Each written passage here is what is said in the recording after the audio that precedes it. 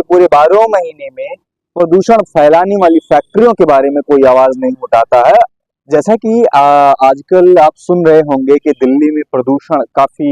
बढ़ गया, और ये इस बार की बात नहीं है। हर साल लगभग जब ये सर्द का सीजन आता है, ठंडी का मौसम आता है, तो उस टाइम पर्यावरण प्रदूषण जो है वो दिल्ली एनसीआर वगैरह में ज्यादा बढ़ जाता है। और सबसे ज्यादा इसके कारण को मतलब प्रदूषण होने का कारण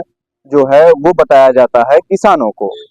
लेकिन एक्चुअली पराली बहुत ज्यादा ही नहीं जलाई जाती है, बहुत कम ही मात्रा में जलाई जाती है, क्योंकि पराली का इस्तेमाल किसी न किसी रूप में, अलग अलग रूप में किया जाता है, और साथ ही साथ जानवरों के चारे के रूप में इस्तेमाल किया जाता है। तो बहुत कुछ ही किसान ऐसे हैं जो पराली को जलाते हैं, और पराली से हानिकारक गैसेस निकलती हैं, लेकिन उतनी हानिकारक गैसेस नहीं निकलती हैं जितनी की बड़ी बड़ी फैक्ट्रियों से निकलती है। लोग किसानों के ऊपर ब्लेम करते हैं, लोग पराली जलाने के ऊपर आवाज उठाते हैं, लेकिन कभी भी कोई भी इंसान जो साल भर के पूरे 12 महीने में प्रदूषण फैलाने वाली फैक्ट्रियों के बारे में कोई आवाज नहीं उठाता है, और उन फैक्ट्रियों को कभी नहीं ब्लेम किया जाता है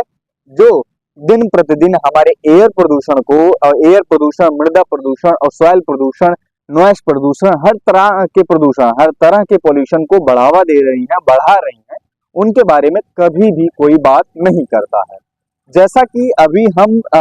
तो ज्यादा बड़े शहर में रहते नहीं हैं, अम्बेडकर नगर रूरल एरियाज में रहते हैं, लेकिन यहाँ पर भी हम अगर प्रदूषण की बात करें तो हमारे यहाँ एक नदी है, मढ़ा नदी है, जिसको अलग अलग जगहों पे अलग अलग नाम से जाना जाता है। उस नदी में भी कभी कभी फैक्ट्रियों का पानी डाल दिया जाता है, मिल का पानी डाल दिया जाता है, जिसकी वजह से पूरा का पूरा पानी काला पड़ जाता है, और जिसकी वजह से उसमें रहने वाली सारी मछलियां मर जाती हैं, मतलब ढेर सारी मछलियां मरती हैं, और एक मछलियों के डेड बॉडी की कतार लग जाती है। ठीक है, तो उसको कुछ लोग मार के खाते भी हैं, और उनको मार के खाने से उनको भी बीमारियां होती हैं, और यही पानी जो है अवशोषित होकर जमीन में जाता है, और यही हमारे नलों के माध्यम से आता है,